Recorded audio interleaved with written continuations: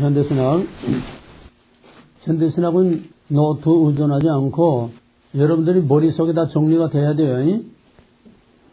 맨 처음에 정통신학, 그다음에 신정통주의, 칼발트, 볼트만, 그 다음에 세속화신학, 세속화신학에서 대표적인 거, 사신신학, 희망의 신학, 해방신학, 그 다음에 이제 급진신학, 급진신학에서 이제 세속화, 합의곡수의 세속도시 등등 신학의 중요한 포인트 신학자들과 그거를 간결하게 다 정리할 수 있도록 정리해야 돼요. 그 깊은 내용들은 다 긴 설명은 여러분 자신이 이해도 하기 어렵고 그렇지만은 간략하게 정통주의 신학이란 뭘 말하느냐, 그 다음에 자유주의 신학은 뭐냐, 첫째, 둘째, 셋째, 넷째, 한 4가지 정도로 자유주의 신학을 정리해야 돼. 자유주의 신학의 특징은 뭐야? 맨 처음 모든 권위로부터의 자유, 모든 권위로부터의 자유. 그 다음에는 내재주의, 초월신은 없어. 내재주의, 인간과 윤리. 그 다음에는 인간의 윤리적 도덕적 완성으로서 지상낙원을 이룰 수 있다. 실존주의, 낙관주의, 그런 등등을 거기에 핵심적으로 포인트로 그렇게 요약할 수 있게. 칼발트 신학의 특징이 뭐냐? 칼발트 신학은 마찬가지로 실존주의 바탕으로 하고 있고, 칼발트 신학은 위기신학 또는 말씀의 신학이라고 그런다. 왜 위기신학이냐? 자유주의 신학, 계몽주의, 이성만능주의, 과학만능주의로 인간이 지상낙원을 이룰 수 있다고 낙관주의로 희망에 꽉 부풀어 있었는데 제1차 세계대전으로 인해서 모든 것이 하루아침에 다 붕괴되니까 거기에서의 위기의식이 오게 된 게 이게 뭐냐? 인간이 할 수 있는 게 뭐냐? 여기서 이제 위기의식을 느끼게 돼서 거기에 따라서 왜 이렇게 됐느냐? 결국 목회 차원에서 볼 때에 하나님을 버렸기 때문이다. 자유주의 신학. 자유주의 하나님으로서의 내재주의. 하나님 버렸기 때문이다. 초월신을 버렸기 때문이다. 그러므로 초월신을 찾아야 된다. 거기서 사람들이 전쟁의 폐허와 절망 가운데 있다가 그런 위기 상황에서 그런 위기에서 탈출하는 길이 초월신을 잃어버리기 때문이니까 초월신을 찾자고 하는 거기에서 사람들이 태풍처럼 칼발트의 로마서 주석으로 인해서 이제 태풍처럼 세상을 휩쓸기 시작했고, 그 다음에 왜 초월신을 잃어버렸느냐? 말씀을 버렸기 때문이다. 그래서 말씀으로 돌아가자. 이 2가지야. 칼발트 위기 신학은 또 말씀의 신학이라고 그러는데 초월신을 버렸기 때문이다. 초월신을 찾자. 왜 초월신을 버렸느냐? 말씀을 버렸기 때문에 초월신을 그래서 말씀으로 돌아가서 말씀을 통해서 초월신을 찾자니 2가지가 칼발트 신학의 발단입니다. 칼발트가 찾아냈다고 하는 초월신은 뭐냐? 초월신은 우리가 볼 수 없어. 우리가 알 수 없어. 알 수 없는 신이 알 수 있도록 나타내 보여줘야 사람이 알 수 있어. 그래서 볼 수 없고 알 수 없는 초월신이 알 수 있도록 나타내 보여준 게 바로 예수를 통해서 예수 안에서 알 수 없는 초월신이 예수 안에서 나타났다. 예수 안에 나타난 그 초월신이 뭐야? 사랑. 그러니까 예수 안에 나타난 초월신은 우리가 믿는 성부 하나님, 바로 인격적인 신이 아니고 사랑이라고 하는 윤리적인, 정신적인, 사상적인 하나의 관념적인 거지 우리가 믿는 그 초월신이 아니라는 거. 그래서 예수 안에서 나타난 초월신, 즉 사랑을 통해서 우리는 예수 안에서 하나님을 만난다. 예수 안에서 하나님을 만난다. 그러므로 우리는 예수 안에서 하나님을 만나고 예수 안에서 우리는 예수, 하나님, 사람이 예수 안에서 하나가 되는 것이다. 예수 이꼬로 사람 이꼬로 하나님. 다음에 예수가 이제 완전한 사람이다. 그러므로 예수가 완전한 사람이기 때문에 예수가 선택된 거는 모든 인간이 다 선택된 거다. 예수 이코로 사람이니까 예수가 선택된 건 모든 사람이 다 선택된 거다. 그러므로 선택만 있고 유기는 없다. 하나님은 누굴 선택하고 누굴 버린 거 선택과 유기가 없다는 거예요. 그러면 선택이라는 거는 많은 것들 중에 선택한 거니까 구별이니까 구별 안 되고 선택 안 된 게 있어야 될 거 아니야? 그럼 칼발도의 유기는 뭐냐? 칼발도에서 유기라는 거는 하나님이 누군 택하고 누군 택하지 않은 게 아니고 예수 안에서 다 택했는데 그 중에 일부가 하나님 즉 사랑을 받아들이지 않으므로 하나님을 영접하지 않으므로 인간의 모든 불의와 악과 이런 세상의 악을 행하다가 자기 행위로 인해서 받는 벌이 이게 바로 유기다. 이게 칼발도의 신학의 뼈대입니다. 그 다음에 예수 안에서 나타난 사랑을 우리가 받아들임으로 용서, 화해. 그래서 화해의 복음이라고 하는 거예요. 화해의 복음. 이 화해의 복음이 PCUSA에서 1967년에 화해의 복음을 선언해서 용서와 화해, 바로 예수 안에 나타난 사랑을 받아들임으로써 용서하고 화해함으로써 지상의 낙원을 만들 수 있다. 그러므로 칼발트는 역시 지상의 인간의 윤리를 통해서 지상의 낙원을 만들 수 있다는 자유주의 신학이나 결론은 마찬가지야. 결론은 하나의 과정과 말과 표현과 방법만 다른 것뿐이지 결과는 인간의 윤리적 완성으로 지상 낙원을 만들 수 있다고 하는 낙관주의. 모든 게 다 낙관주의야. 다. 왜? 하나님 없는 신학은 다 낙관주의입니다. 그러므로 정통주의 이후의 모든 현대신학들은 전부 다 무신론 신학이에요. 인간을 위하여 인간의 낙원을 이 땅에 만든다고 하는 근데 똑같아. 공통점. 거기에 따로 이제 한 페이지 해준 자유주의 신학의 공통점, 현대신학의 공통점. 그 쭉 보면은 다 나와. 인본주의. 그 다음에 이제 같은 신정통주의에서 볼트만 확실하게 정리해. 멍청하고 듣지 말고. 볼트만은 맨 처음에 오리지널 예수를 찾았어. 왜? 복음서는 예수가 실제로 행한 행동과 말이 아니고 예수의 제자들이, 그러니까 예수의 역사적 사실과 복음서 기록된 거는 시간적인 갭이 있다는 거예요. 당연하지 않아. 예수가 역사적으로 살아서 행동하고 말한 거하고 복음서가 기록된 거하고는 시간적인 시차가 있어. 당연하지. 그러니까 그 시차를 통해서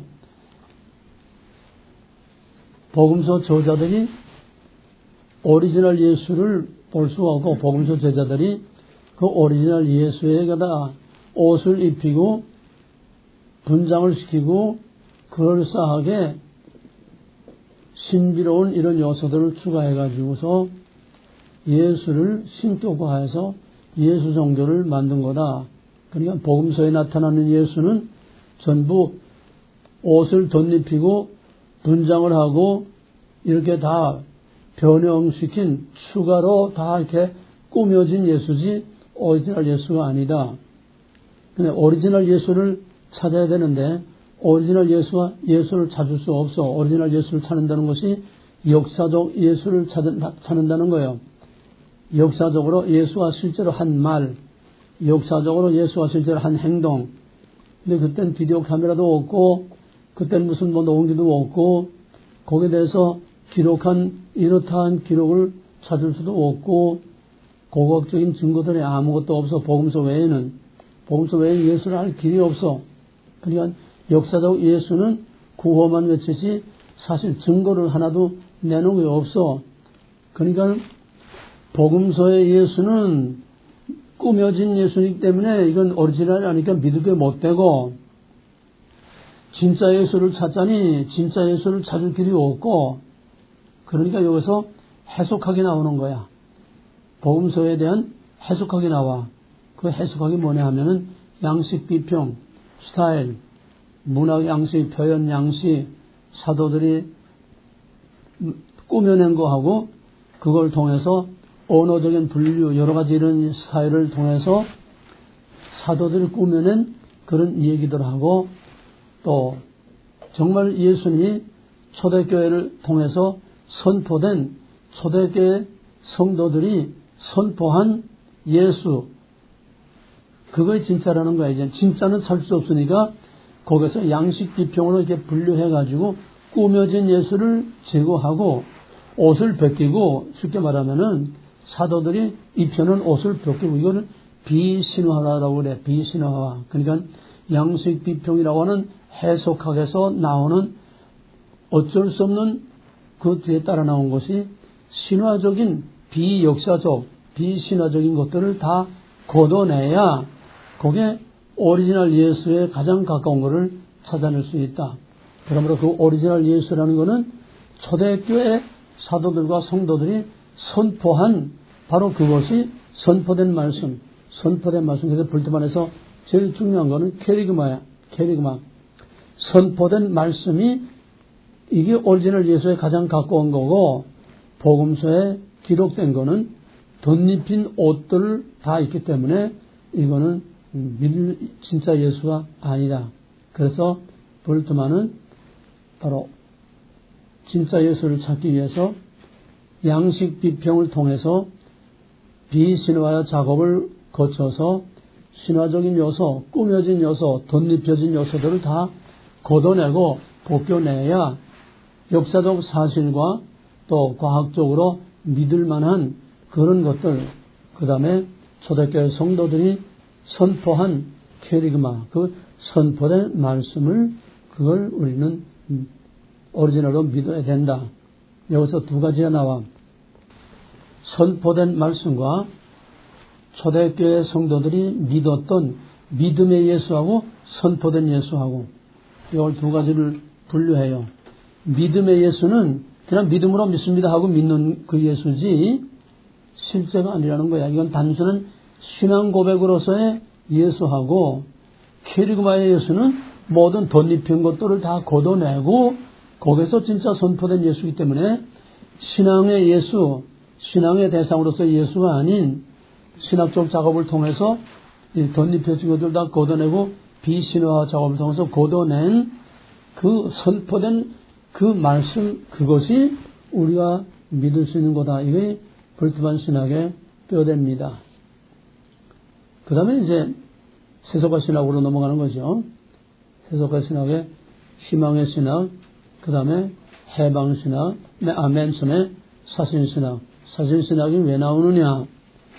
2차 대전과 또 1차 세계대전과 2차 세계대전에서 엄청난 사람들이 죽고 엄청난 파괴가 일어나니까 신이 있다면은 도대체 신이 뭘 했느냐? 신이 할 수 있는 일이 뭐냐? 신이 세상이 이렇게 파괴되는데 신이 도대체 뭘 했느냐? 신이 할 수 있는 일이 뭐냐? 그러니까 신은 없다는 거야. 신이 할 일이 아무것도 없고 한 일이 아무것도 없다는 거야. 그러니까 그런 신은 없는 신이다. 사신신학이 거기서 나오는 겁니다. 아이탈저의 사신신학이. 그 다음에 이제 그런 절망 가운데서 희망의 신학이 나옵니다. 몰트만의 희망의 신학. 몰트만의 희망의 신학은 얼핏 읽으면은 우리가 믿는 복음의 신앙하고 거의 비슷한 것 같지만은 가장 중요한 거는 몰트만도 역시 현대신학에 공통된 모든 공통점과 마찬가지로 결국은 이 모든 인간은 궁극적으로 희망이 있다. 왜?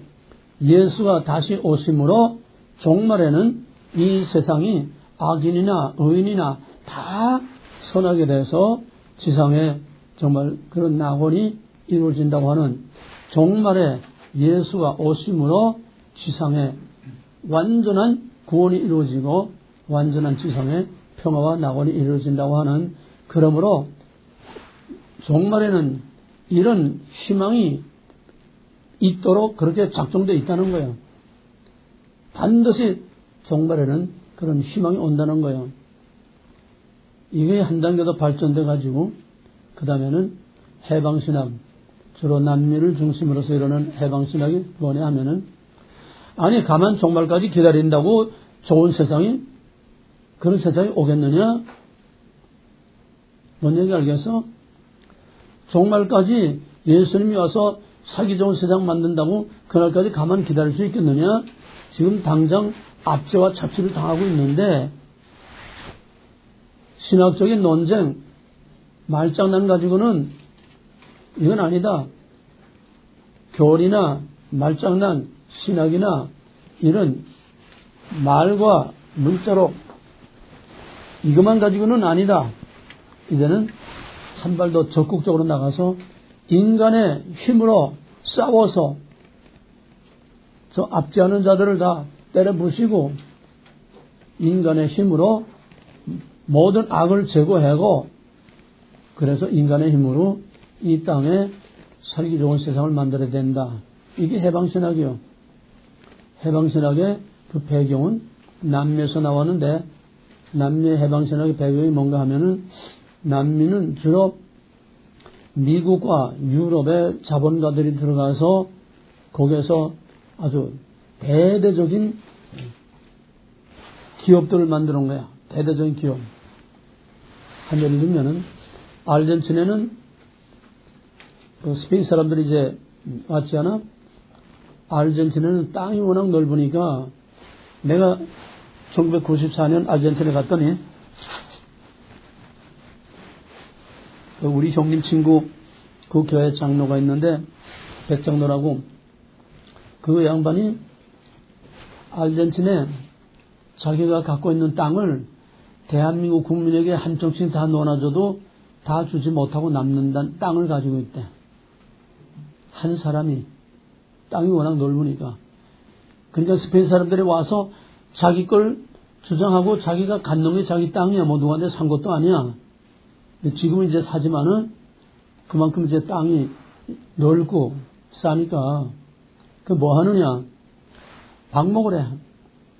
그 아르헨티나의 평지는 이 습지가 많고 초지가 많아. 이제 관목이 많고.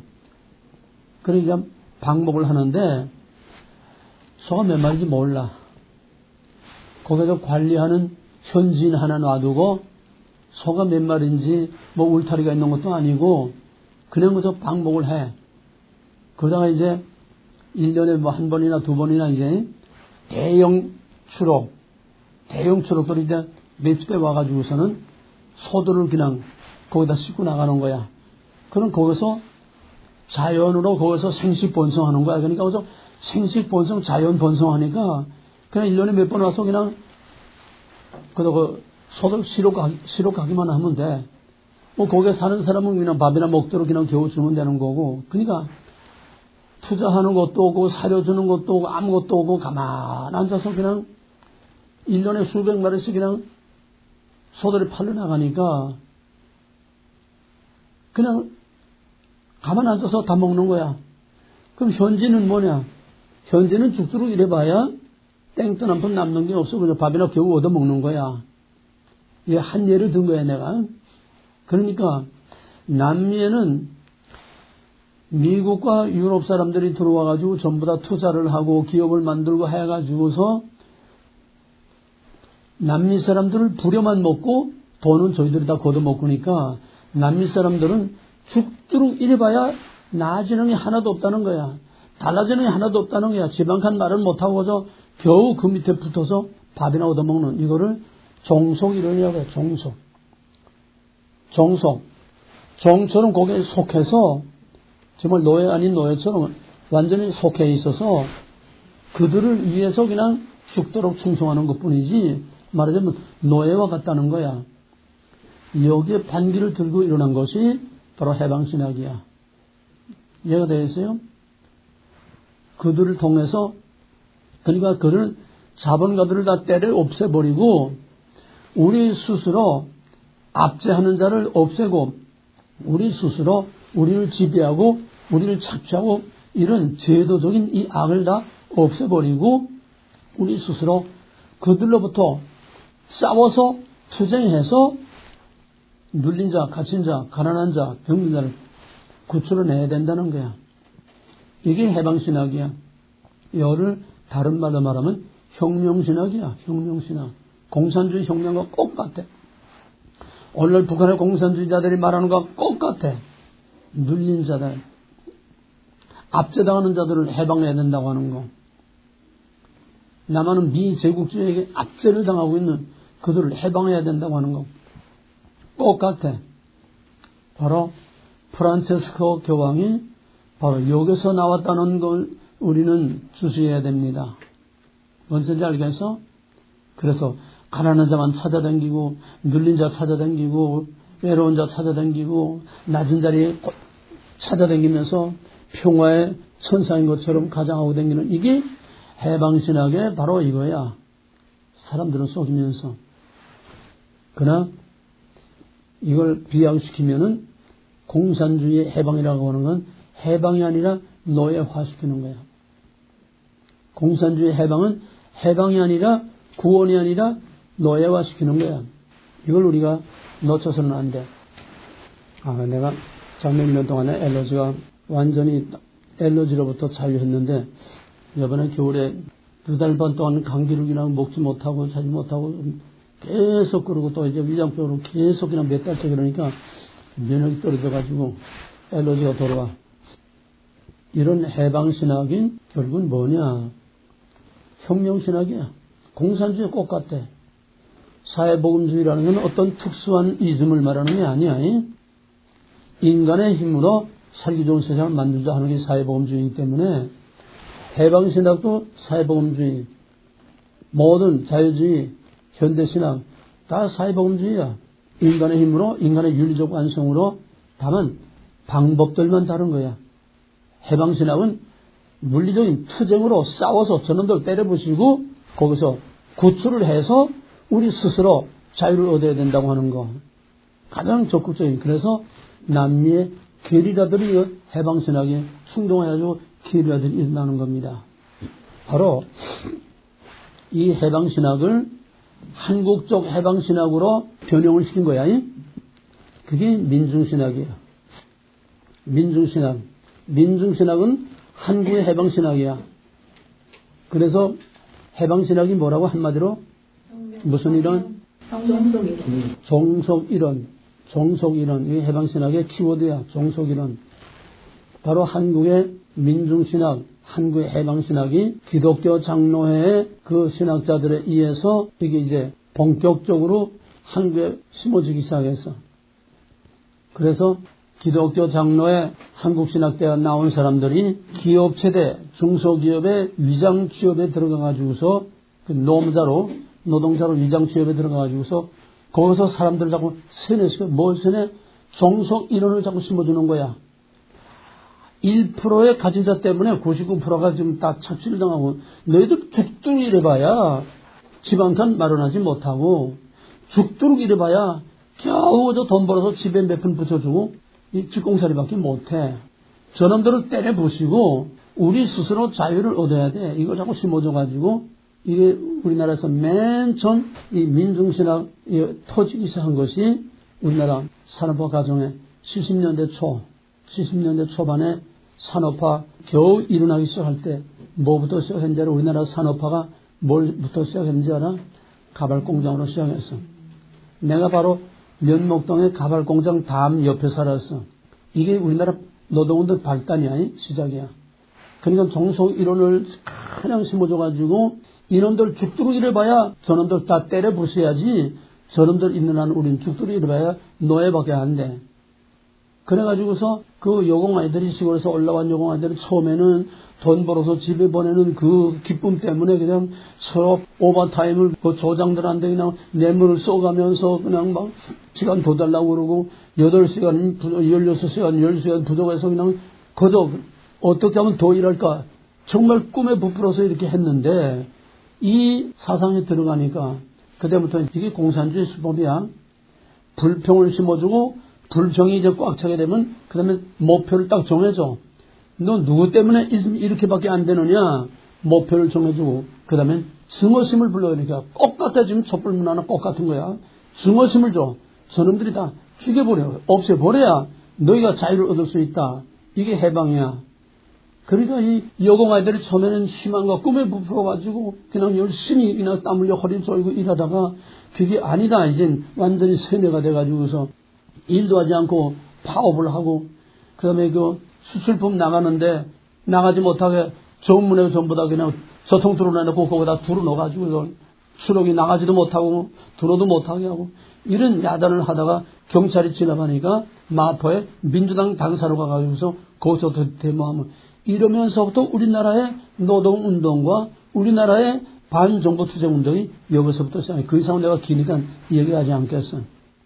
이게 해방신학이라는 거야. 내가 언제 한번 슬쩍은 한번 쭉 얘기를 했어요. 그 과정을. 그래서 이제 학생운동, 농민운동, 민노총, 노동운동 전부 다 여기서 발달한 거야. 그러니까 박정희가 학생들 이게 이제 퍼져가지고 이제 도시 중소기업들이 그냥 꽈당꽈당 다 넘어가. 다 넘어가.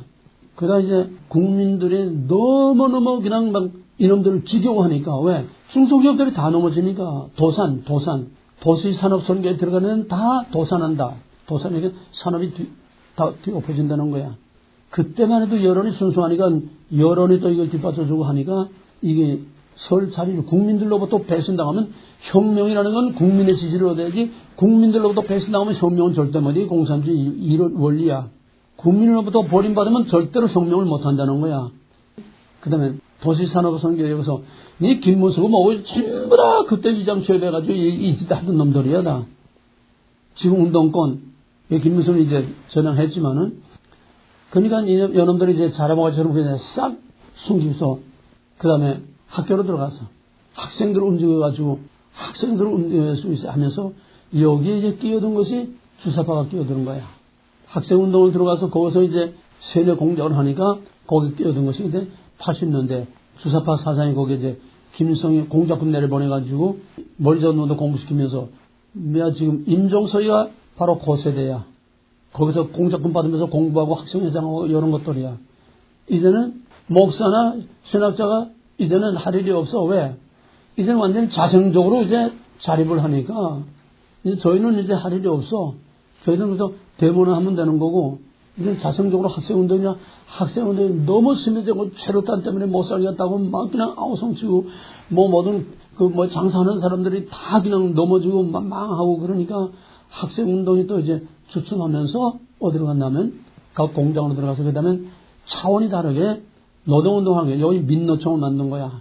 그러니까 학생운동에서부터는 주사파와 북한 공산주의 사상이 들어가니까 단순한 해방신학의 종속 이론하고는 달라. 그건 해방신학의 종속 이론은 비례도 순수한 편이야. 여기에 북한의 지령에 의해서 움직이는 주사파의 이 사상이 들어가니까 이땐 완전히 공산주의 혁명이야. 해방신학은 가진 자 때문에 못 사니까 가진 자를 때려 눕혀야 된다. 이 정도 수준인데 이제는 그게 아니라 완전히 공산주의가 들어가가지고서 현 정부를 타도하고 공산 적화 통일을 하자는 이거로 나가기 때문에 이제는 국가 차원의 반정부 투쟁이 되는 거야. 민노총, 농민. 이게 전부 다 해방신학에서 발달된 오늘의 상황이 바로 거기서 온 거야. 누가 뿌리냐? 기독교 장로회, 한국신학대학, 이 목사들, 신학자들, 이게 뿌리야. 문익환이, 문동환이, 안병, 천부 이런 것들. 해방신학이라는 거는 그래서 남미뿐만 아니라 아프리카까지 뻗어나가면서 사방에 게리라, 반정부 투쟁. WCC는 이걸 또 자금을 대주고 지원해주고 무기를 대주고 혁명을 자꾸 조장시키는 거야. 그러다가 그것도 이제 한계가 오니까 그 다음에는 좀 더 이제 적극적인 급진신학들이 자꾸 이제 나오게 되는 겁니다. 그 다음에 이제 세속화신학, 하비콕스의 세속화신학이라든지 그건 여러분들 교재되고 쭉 보세요. 거기까지가 주로 중요한 거고 그 다음에 몰트만의 희망의 신학하고 또 하나는 판넨베르크 딱 마찬가지야. 약간의 차이만 있을 뿐이지 판넨베르크도 종말에 좋은 세상이 반드시 오게 돼 있다. 희망의 신앙. 종말에는 반드시 좋은 날이 오게 돼 있다. 그러나 우리가 예수가 오심으로 공의의 심판과 구원을 통해서 영광스러운 새하늘과 새 땅에 그 좋은 날이 아니고 전부 다 지상의 낙원이라는 거예요. 희망의 신앙하고 우리의 종말론적인 신앙하고는 확실히 구별돼. 하늘이나 땅이냐, 그 다음에 공의의 심판을 통해서 평화의 나라를 이루느냐, 아니면은 이 희망의 신앙.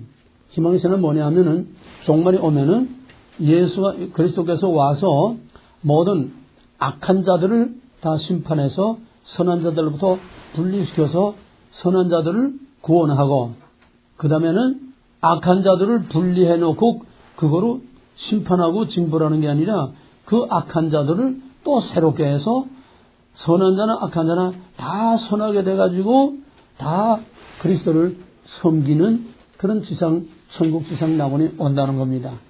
이 세대주의로 말하면은 후철론설과 같은 거예요. 마지막에 도덕적으로 완성돼서 지상에 영원한 낙원이 이루어진다고 하는 거.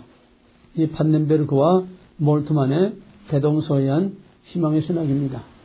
자, 오늘은 미국 신학과 두란노의 족보. 오늘 아주 중요한 거네. 정신 바짝 차려 들어요. 미국 신학과 두란노 신학의 계보, 족보, 계보. 맨 처음에 큰 1번, 맨 처음에 프린스턴 신학. 칼빈의 개혁주의 신학은 칼빈은 주로 제네바에서 이제 종교개혁을 했죠. 제네바에서 16세기 제네바의 칼빈의 개혁주의 신학은 두 갈래로 갈라집니다. 하나는 유럽하고 또 하나는 영국하고, 칼빈의 종교개혁이 유럽하고 영국으로 두 갈래로 갈라져요. 유럽은 화란 개혁교에서 아브라함 카이퍼와 헬만 바벤크를 대표로 하는 화란 신학이야. 쉽게 말해 화란 신학. 칼빈주의는 화란 신학과 웨스트민스터 신앙 고백을 따르는 영국계하고 유럽계하고 두 개로 갈라지는데, 화란계 신학이 미국으로 이민들이 와가지고서 미국에서 칼빈 신학을 세웁니다. 칼빈은 제네바에서 종교개혁 활동을 했어요. 그 뒤를 이어서 칼빈의 개혁이 네덜란드를 중심으로 해서 이제 발전됐습니다. 그 네덜란드 화란 신학이 미국으로 건너와가지고서 미시간주에 칼빈 신학을 만들어서 칼빈 신학. 또 하나는 칼빈의 개혁 사상이 영국으로 건너가가지고서 영국에서 웨스트민스터 신앙 고백을 바탕으로 하는 성교도 신앙으로 발달합니다. 웨스트민스터 신앙 고백을 바탕으로 하는 그런 성교도 신학이 이제 미국으로 넘어와가지고서 미국으로 이민와가지고서 1812년에 프린스턴 신학을 세웁니다. 그러니까 영국계의 웨스트민스터 신앙 고백을 하는 영국계는 프린스턴 신학을 세우고 네덜란드계는 칼빈 신학을 세웠다는 거예요. 이것이 바로 개혁주의의 칼빈 신학의 두 개혁, 칼빈 신학하고 프린스턴 신학. 칼빈 신학은 그냥 큰 풍파 없이 지금까지 계속 잘 이어져 오고 있습니다.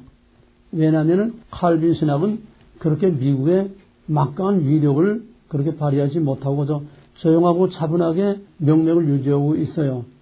미국의 가장 큰 영향력을 미치고 주도적인 역할을, 미국 신학의 주도적인 역할을 한 것은 바로 프린스턴 신학입니다. 이제 중심이 되는 거예요. 칼빈 신학은 그냥 옆으로 그냥 비켜나고 이제 막강한 힘을 발휘하는 미국 신학의 주도적 역할을 하는 것이 프린스턴 신학입니다. 이 프린스턴 신학에서 그 다음에 하나하나 이제 나오는데, 프린스턴 신학의 그 밑에 보면은 이제 맨 처음에 프린스턴 신학의 첫째가 알렉산더, 에치발드 알렉산더. 이 사람은 맨 처음 프린스턴 신학의 맨 처음 교수로서, 그때 배경이 뭐냐 하면은 한편에서 한참 자유주의 운동이 일어나는가 하면은 또 한편에서는 정반대로 부흥운동을 통한 감성주의, 오늘 신사도 운동과 같이 부흥운동을 통한 감성주의. 자유신학은 이성이죠. 이성과 간성이 양쪽에서 맞벌이 붙은 거예요. 왜? 자유주의 신학이 무신론 신학이니까 거기에 반동으로 영국의 존 웨슬레이의 영향을 받고 존 웨슬레이의 부흥운동이 미국으로 넘어와가지고 그 영향을 받아 일어난 것이 미국의 19세기 대각성운동, 부흥운동입니다. 한쪽에서는 독일 신학이 넘어와서 자유주의 신학이 미국에서 이제 뿌리를 내리고 퍼져나가기 시작하고, 또 한쪽에서는 영국의 존 웨슬레이의 부흥운동이 미국으로 건너와서 미국에서 큰 대각성운동이 나오는 큰 부흥운동이 일어나고, 부흥운동이라는 건 성령운동이에요. 쉽게 말하면 여기서 엄청난 신의 역사, 기적의 역사, 이런 운동이 일어났습니다. 이게 오늘날 신사도운동과 다른 거는, 이거는 감성주의 운동이긴 하지만은 이거는 성령운동이었습니다. 왜? 참 성령운동에는 회개가 따라요. 신사도운동에는 회개가 없습니다. 그냥 바람만 불 뿐이에요. 그래서 여기서는 회개와 신유, 치유. 대각성운동에서는 회개와 치유와 또 하나는 설교. 이 바람이 불기 시작한 거예요. 여기에 또 하나 끼어든 건 뭐냐 하면은 영국에서 존 웨슬레의 부흥운동의 불길이 미국에 건너온과 동시에 영국에서 일어난 세대주의가 또 깨묻어 들어왔어요. 그래서 미국의 부흥운동과 세대주의는 서로 뒤엉켜가지고 미국의 대부흥운동과 함께 세대주의가 미국을 다 장악해버리고 말았어요. 바로 그러한 배경에서 알렉산더가 프린스턴의 맨 첫 번째 교수로서 막중한 시대적 사명감을 느끼게 된 겁니다. 왜? 무신론적인 자유주의 신학하고 이성만루의 자유주의 신학에다가 정반대로 감성주의 부흥운동이 일어나니까 이런 혼란 가운데서 뭔가 확실한 정통주의 신학을 세워야 되겠다 하는 사명감을 가지고서 이 알렉산더가 웨스트민스터 신앙 고백을 중심으로 한 신학을 바로잡기 시작했습니다. 자유주의 신학의 싸늘하게 죽은 신학에다가 열정으로만 가득 타 있는 이런 감성주의에 젖은 이 사람들에게 하나님의 주권 사상과 웨스트민스터 신앙 고백을 통해서 신학적 방향을 확정지으며 동시에 신학과 경건, 신학과 영적인 경건을 갖춘 영적 지도자를 양성하는 데에 주력을 했습니다. 한쪽에서는 자유주의 신학이 점점 일어나기 시작하고 한쪽에서는 정반대로 감성적인 영적인 부흥도 일어나니까 이런 혼란 속에서 올바른 신학을 정립해야 되겠다. 그래서 하나님의 주권 신앙과 웨스트민스터 신앙 고백을 토대로 한 바른 신학을 세운과 동시에 이 알렉산더는 이거냐 저거냐가 아니라 두 가지 요소 중에서 올바른 신학과 함께 내 말은 교리주의 신학을 위한 신학 이게 아니라 지식, 이성 이쪽으로만이 아니라 바른 웨스트민스터 신앙 고백에 의한 바른 신앙과 함께 경건은 영적인 거예요. 영적인 경건을 갖춘 문무겸비한 올바른 탄탄한 신학에다가 영적 파워를 가진 그런 지도자를 양성해야 되겠다. 이게 프린스턴에서 맨 처음 알렉산더가 시도한 프린스턴의 정체성입니다. 정리됐어요? 그 다음에 두 번째로 찰스 하치. 찰스 하치는 이런 배경 가운데서 귀납법적인 방법으로 조직신학을 재정립했습니다. 귀납적인 방법으로. 그건 뭔 소리냐 하면은 쉽게 말하면은 모든 자연의 모든 사물들이 물리적인 자연의 법칙에 의해서 서로 조화를 이루고 서로 유기적인 관계를 가지면서 자연이라고 하는 하나의 모습을 갖추는 것처럼 뭔 소리인지 알겠어요? 자연의 법칙 아래서 서로 조화와 유기적인 관계를 가지면서 먹이사슬도 유기적인 관계야. 모든 생태계가 다 유기적인 관계야. 이런 유기적인 관계 속에서 자연이 다 서로 연관을 가지면서 자연이라고 하는 하나 이것이 존재할 수 있게 되는 것처럼 성경도 역사 속에서 하나님과 인간이 조화와 서로 연관을 가짐으로써 거기서 하나의 조직적인 체계와 진리라고 하는 체계가 만들어지는 거다. 그러므로 진리는 끝없는 조화와 또 그런 서로 유기적인 관계 안에서 진리가 확실하게 드러나는 것이다. 유기적인 관계, 자연과 모든 인간과 역사 속에서 인간과 하나님이 역사의 진행 속에서 서로 유기적인 하나님과 인간의 관계 속에서 성경이 이루어져 간다는 거예요. 그 다음에 이제 세 번째는 벤자민 워필드인데, 이 워필드는 그러니까 알렉산더가 목회 신학적인 그런 방향으로 갔다고 하면은 신학생들을 목회자를 양성하는 방향으로 웨스트민스터 신학교로 신학을 확실히 세우고 그 다음에 경건성을 갖추는 영적인 경건성을 갖추는 그런 목회 차원에서 신학교육을 했다고 하면은 핫지는 조직신학적인 이런 작업을 한 거예요. 하나님과 인간의 관계 속에서 성경이 이루어져 가도록 조직신학적인 그 다음에 이제 세 번째 워필드는 하나의 변증 교수로서 변증학 교수로서 독일 신학과 자유주의 신학에 대해서 독일 신학은 자유주의 신학이죠. 거기에 대해서 기독교를 방어하는 거기에 주력한 거예요. 월필드는 자유주의 신학, 독일 신학으로부터 기독교의 신앙을 방어하는 변증 신학자로서 기독교의 변증가로 독일 신학이라는 건 진화론도 받아들이고 다 받아들이잖아요. 그러니까 이때 진화론과 자유주의가 막 그냥 파도처럼 밀려오는 상황에서 거기서 기독교의 본래 정통성을 방어하고 우리를 지키는 그런 칼빈처럼 변증 신학에 주력했다는 겁니다.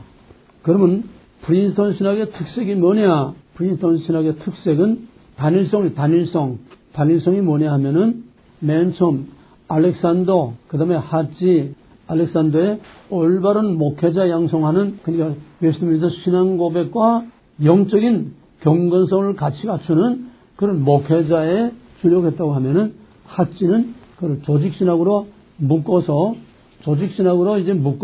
그거를 확실히 세우는 거. 그 다음에는 월필드는 자유주의 신학으로부터 정통신학을 보호하기 위한 변증신학으로 이게 프린스턴 신학의 3대 특징인데 그거를 한마디로 말하면은 하나의 단일성이 똑같은 거야. 뭐야? 결국은 정통주의 신학을 계속 유지, 방어, 보호하겠다고 하는 똑같은 신학이라는 거야. 이해가 되겠어요? 그들이 갖는 관심과 포커스는 다르고 역할은 다르지만은 결국은 뭐냐? 정통주의 신학을 지켜야 되겠다는 거.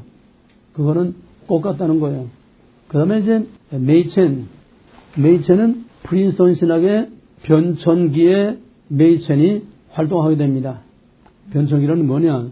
프린스턴 신학이 점점 자유주의 물결로 점점 이제 들어오게 돼서 프린스턴 신학도 거의 자유주의에 점령을 당해서 이 자유주의 물결이 프린스턴의 정통성을 다 짓밟고 프린스턴을 거의 다 먹어 들어오기 시작했어요. 이런 상황에서 그래서 메이천은 역시 월필드처럼 그런 자유주의 물결 속에서 정통신학을 마지막까지 지키고 변호하려고 하는 그런 역할을 할 수밖에 없는 겁니다. 그래서 자유주의 신학은 기독교의 역사성을 부정해. 예수의 역사성을 부정해. 무슨 말이냐? 예수가 실제로 십자가에서 죽고 동정로 잉태하고 예수가 실제로 부활하고 예수가 실제로 우리를 구원하는 역사적인 부활, 역사적인 동정로 잉태, 역사적인 모든 사실들을 자유주의 신학은 다 부정합니다.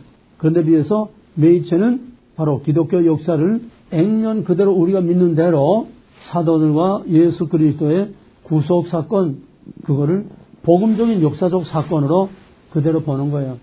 역사성을 강조하는 거예요. 우리가 지금 믿고 있는 그대로 예수님의 모든 사실을 다 역사적인 팩트, 사도들의 모든 활동과 사도들의 가르침이 역사적으로 사실 그대로라고 하는 거, 역사성을 강조하는 거. 왜 역사성을 강조할까? 왜 역사성을 이렇게 강조하면 될까? 메이천의 활동 무대가 어떤 무대라고? 메이천의 시대가 어떤 시대라고? 자유주의의 프린스턴의 자유주의 물결이 다 들어와가지고서 프린스턴에 위기를 당할 상황이 되니까 그걸 끝까지 막아내고 끝까지 정통신학을 지켜내기 위해서 방어신학, 변증신학. 그러면 자유주의 신학은 뭐예요? 사도들과 예수의 역사성을 부인하는 거야.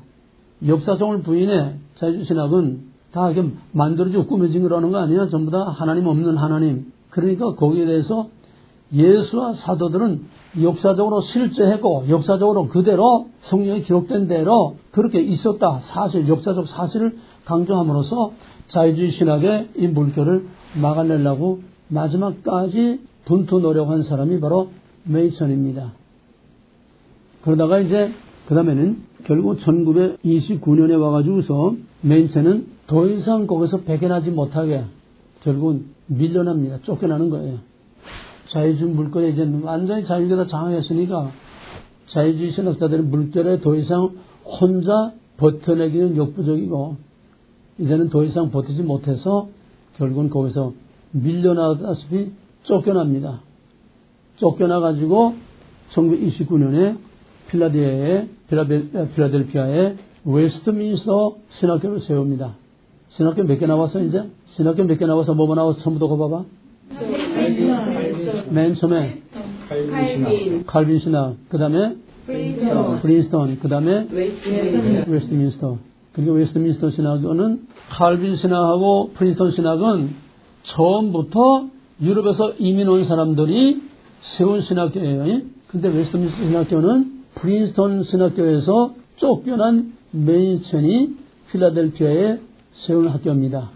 메이슨이 뭐라고 했냐면은 그 교재 보게 되면은 웨스트민스터 신학교를 세우고서 맨 처음 개교 예배를 줄 때, 개강 예배를 할 때 메이슨이 뭐라고 했냐면은 프린스턴 신학교는 이제 죽었지만은 프린스턴 신학교의 전통은 우리 웨스트민스터에 의해서 계속 살아있고 웨스트민스터 신학교는 하나님의 은혜로 계속 프린스턴의 정통성을 손상시키지 않을 것이다.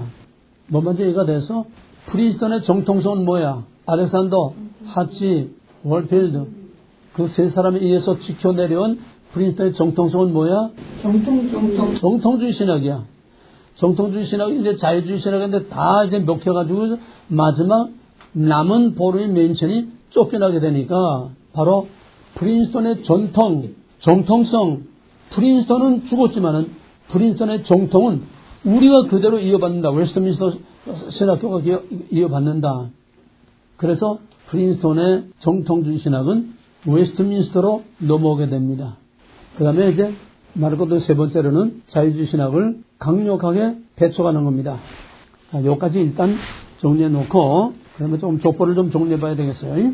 종교개혁의 맨 처음 칼빈의 신학이 화란 신학으로 하나 오고 하나는 영국으로 와서 여기서 웨스트민스터 신학급이 나오게 되는데 화란 학파에서 여기서 나온 것이 칼빈 신학교예요. 미시간의 칼빈 신학교. 그 다음에 영국에서 넘어온 웨스트민스터 신학급에 그 교회에서 넘어온 사람들이 프린스턴 신학교를 세웠습니다. 프린스턴 신학교가 또 자유주의화함으로써 여기서 갈라져 나온 것이 웨스트민스터 신학교. 그러면 현재 미국에 지금까지 정통주의 신학을 지탱해 오는 것은 칼빈 신학교하고 웨스트민스터 신학입니다. 이것이 정통주의 신학을 지켜오고 있는 거예요. 칼빈 신학은 이렇다 할 큰 변동 없이 오늘까지 그냥 그대로 유지되어 오고 있는데 왜? 칼빈 신학은 미국의 주도권을 갖는 그런 막강한 파워를 갖는 그런 신학교가 아니에요. 그냥 조용히 그 자체로서 유지되어 오고 있는데 미국의 중심에서 미국의 교회들을 영향을 미치고 있는 가장 막강한 힘이 프린스턴이었으니까 프린스턴이 자유돼서 죽으니까 거기서 나와서 웨스트민스터가 나왔는데 지금 이 웨스트민스터가 미국에서 가장 대표적인 지금 보수 신학인데 엄밀히 말하면은 이 웨스트민스터도 지금 다 잡동사니로 다 뒤섞이고 말아서 이제 미국의 진짜 보수는 거의 찾아보기 어려울 만큼 그나마 이제 칼빈 신학교가 큰 풍파 없이 그나마 보존돼 오고 있는데 예외 없이 어디나 다 섞여 들어오고 확 바뀌는 게 아니라 살금살금 칼라가 점점 달라진다는 얘기요. 세속화돼 가고 있는 거야. 어쩔 수 없어. 그럼 내가 왜 얘기를 하느냐. 한경직과 김재준이 프린스턴 나왔어요. 자, 이제 잘 들어. 프린스턴에서 웨스트민스터로 갈라져 나온 이후는 그 이전을 구 프린스턴이라고 그래요. 구 프린스톤, 그 정통성을 갖는 프린스톤이야. 갈라져 나오고서는 이거 완전히 자유주의 쪽으로 다 갔기 때문에 그때는 그 프린스톤의 영광스러운 그런 찬란한 프린스톤이 아니라 이미 자유주의화된 프린스톤이야. 그건 후기 프린스톤이야. 그러면 김대중과 한경직은 이미 자유주의화된 후기 프린스톤을 생긴 거야. 이 한국 장로교의 두 분인데 이제는 한국교회로 넘어가는 거야. 한국교회로 넘어가서 해방이 되고 나서 한국의 장로교는 대표교단입니다. 대교단이에요.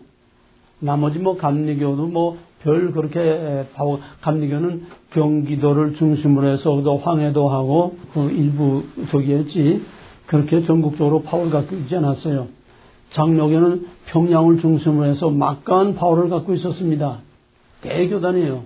그 대표 교단이 장로교가 해방이 되니까 맨 처음 무슨 문제가 대두되나 하면은 신사참배 찬송한 사람들하고 신사참배를 끝까지 거부한 사람이 딱 갈라지는 해방이 되니까 배교자라는 거야. 제세례파, 재건파라고 하는 그 재건파하고 고신파, 고려파가 맨 먼저 보이콧하고 나갔습니다. 맨 먼저 고려파, 재건파가 갈라져 나가고 그 다음에 한경직 목사가 에큐메니카를 끌고 들어왔어요. 에큐메니카를 끌고 들어오니까 정통주의를 주장하는 사람이 이건 아니다. 우린 너희들로부터 갈라져 나간다. 그래서 여기서 갈라져 나온 것이 합동입니다. 그러자 김재준이 서울역 앞에서 이제 조선신학이라고 따로 하고 있었어요. 김재준이 칼발트를 끌고 들어오니까 그때는 한경직 쪽에서 그러니까 한경직 파워가 크잖아요. 크지만은 김재준도 이 세력은 그렇게 크지 않아도 얕잡아 볼 적이 아니거든요. 이것도 신학교를 가지고 있고 그러니까 여기에서 이 한경직 쪽 그러니까 장로교지 말하자면 아직은 장로교야. 장로교에서 김재준이를 2단으로 목사직을 면직시켜 버렸어. 2단이. 그러니까 여기서 김재준이가 갈라져 나고서 기독교 장로, 한국신학대학을 중심으로 한 기독교 장로, 기장하는 거, 기독교 장로를 세웠어요. 합동은 또 여기서 또 뭐가 갈라졌나 하면 합실이라는 게 또 갈라져 나와. 대한신학이 또 여기서 갈라져 나와. 신학교가 갈라져 나온 건 아니야. 여기 합동 쪽 사람이 나와가지고 대신신학을 세운 거지. 신학교를 갈라가지고 나온 건 아니야. 합신은 합동이나 총신을 갈라가지고 나왔어. 총신에서 짱짱한 엘리트 교수들을 뽑아가지고 나와서 합동신학을 만들어서 그걸 중심으로 이제 합신 교단이 돼버린 거지. 그러니까 합신 개혁장로교회야. 이 합신 출신들은 총신에서 합동은 총신이지. 총신에서 가장 유명한 엘리트 교수들을 나와가지고 세웠기 때문에 총신 알기를 거의 걸레같이 알아. 자기들이 최고의 엘리트로 알고 있어. 저희 위에는 없어. 한국에서 자기들 위에는 없다는 게 아니라 자유주의나가 무셔버리니까. 그러니까 이 합신 사람들은 완전히 바리새인 같은 그런 교만, 별이지. 우리 이상은 없다. 그래서 이 합신 출신들은 예외 없이 자기가 최고라고 하는 그런 교만한 이것들이 다 깔려 있어요. 그러나 그게 바로 함정인 줄 몰라. 그게 바로 바리새인처럼 율법주의로 경직된 것처럼 바로 그 합신 출신들이 바로 그것 때문에 교리주의로 경직되어 있고 우리 이상은 없다고 하는 그거로서 오히려 그게 함정이 돼가지고 합신 교단은 성장을 못해.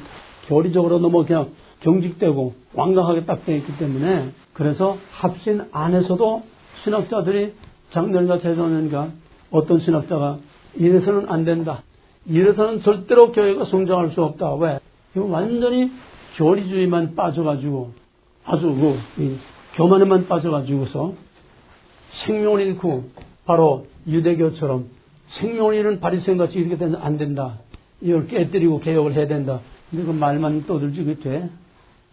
지금 이런 상황에 와 있어. 이것이 지금 프린스턴과 관계된 이 계보를 지금 말하는 겁니다. 예? 프린스턴의 자유주의화된 후에 한경직, 김재준이 나왔는데 바로 합동은 거기서 나와가지고서 합동은 프린스턴 교회가 아니고 웨스트민스터입니다.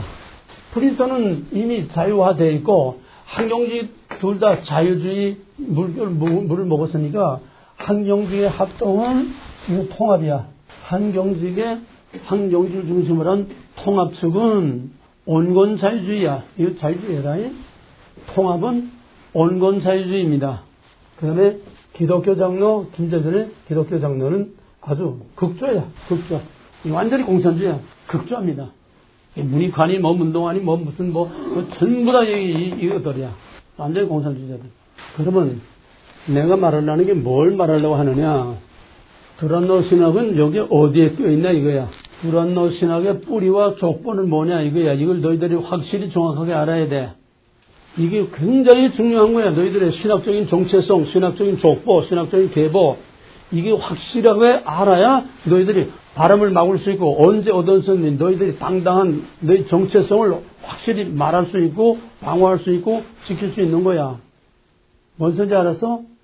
두란노의 정체성을 확실히 알고 족보를 확실히 알고 있어야 된다는 거야. 너희들이 이제 적어도 신학 과정을 하면은 두란노에서 내가 안 가르치지만은 신학 과정을 하면 너희들이 신학적인 정체성, 두란노의 신학적인 정체성과 신학적인 족보와 신학적인 계보가 어떻게 돼 있다고 하는 너희들의 확실한 DNA를 확실히 말할 수 있어야 된다는 거야. 그럼 두란노의 신학적인 족보는 어디죠? 지금 합동의 뿌리는 웨스트민스터입니다. 전부. 합동의 가장 막강한 모든 교수들은 다 웨스트민스터 출신들이고 웨스트민스터 뿌리야. 두란노가 어디서 나와서? 합동에서 나왔잖아. 그럼 뭐야? 웨스트민스터 신학이야. 그리고 광나루 장씨는 온건 자유주의, 한경지, 에큐메니컬, 또 한국신학대학은 아주 극좌. 그 다음에 이제 여기 나오지 않은 고신도 웨스트민스터예요. 왜? 보수는 웨스트민스터밖에 남은 게 없으니까, 프린스턴은 다 무너졌으니까. 그러니까 한국교회의 신학의, 보수 신학의 뿌리는 웨스트민스터라고 하는 거. 이해가 됐어요? 이제 두란노 족보를 알았어? 두란노 족보를 알았어? 네. 확실하게 이건 보통 중요한 게 아니야. 너희들이 바람 맞지 않고 엉터리 취급하지 않고 너희들이 정말 날라리 취급하지 않으려면은 너희들 신학적인 뿌리와 족보와 너희들의 정체성이 확실히 말할 수 있어야 돼. 우리 이런 신학을 했다. 어디 가서 무슨 신학 했느냐? 웨스트민스터 신학을 했다고 그러면 돼. 응? 총신, 합동, 웨스트민스터, 두란노 다 똑같은 웨스트민스터 신학이야. 그 웨스트민스터 신학이 정통주의 신학이라는 거야. 합동은 그럼 전혀 섞이지 않은 거예요? 그러니까 합동이 환경주의에서 나올 때 전혀 웨스트민스터가 섞이는데 합동이라고 왜 안 섞이겠어? 자유주의까지는 들어간 가도 야금야금 조금씩 변형되고 무너져 내려가고 어쩔 수 없어. 시대가 그러니까. 이제는 정말 순수한 정통성을 갖는 개혁사상의 정통성을 갖는 그런 정통신학을 갖는 그런 학교는 힘들어.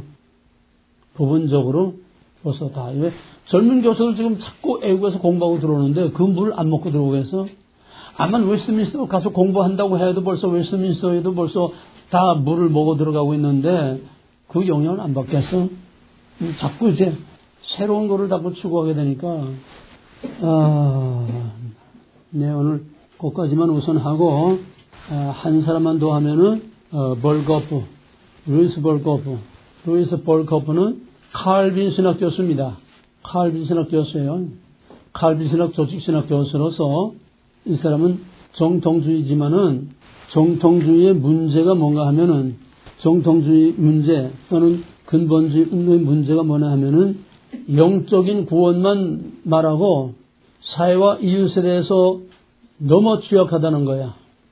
그래서 교회는 사회에 대해서 책임 있는 그런 존재가 돼야 된다는 거야.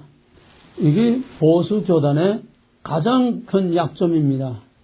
보수 교단은 그저 영혼 구원에만 치중하기 때문에 사회에 대해서 그렇게 책임 있는 그런 활동을 많이 하질 못했어요.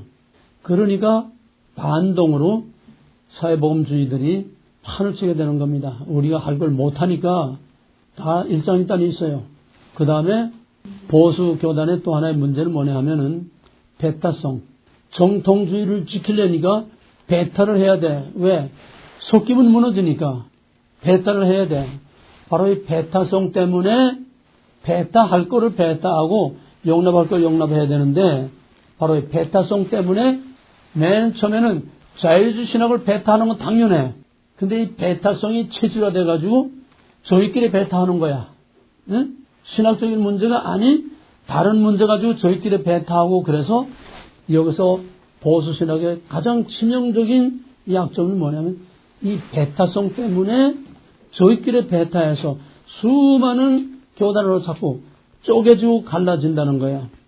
지금 대한예수교 장로의 이름을 갖는 교단이 한 100개 교단이 된대. 기독교 장로회나 자유주의, 기독교 장로회나 통합 측은 갈라져 나가는 교단이 없어. 싸우지 않아. 왜? 저희들 다 관용하니까. 관용한다는 뭐야? 배타가 없다는 거야. 그러니까 젠틀해. 아주 젠틀해. 이 통합적 사람들은 주로 평안도 사람이 많은데 아주 신앙이 얼마나 깨끗하고 젠틀해요. 합동은 그 대신 구질구질해. 사람들이 구질구질해. 기질들이 구질구질해. 꼬리 까분하고 대화가 안 되고 말이 안 통하고.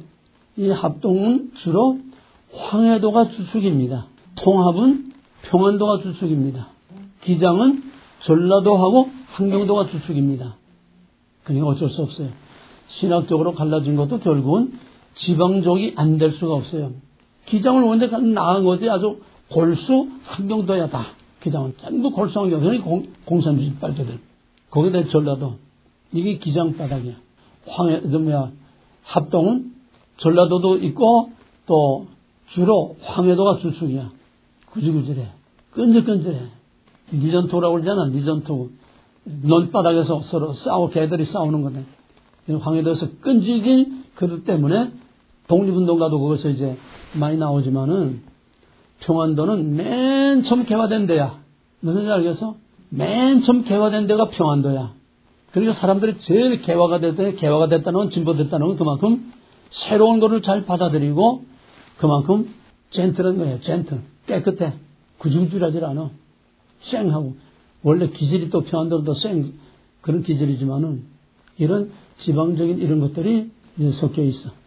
예, 그 다음에 뭐 한두 개 남았는데 그거는 여러분들이 그냥 교재가지고 익히고 오늘은 여기까지만 우선 하겠습니다. 미국과 한국의 보수신학과 진보신학, 미국과 한국의 자유주의 신학과 정통주의 신학 그 계보가 어떻게 됐느냐. 두란노의 신학의 족보와 계보는 어디에 어느 계열에 어떻게 속해 있느냐.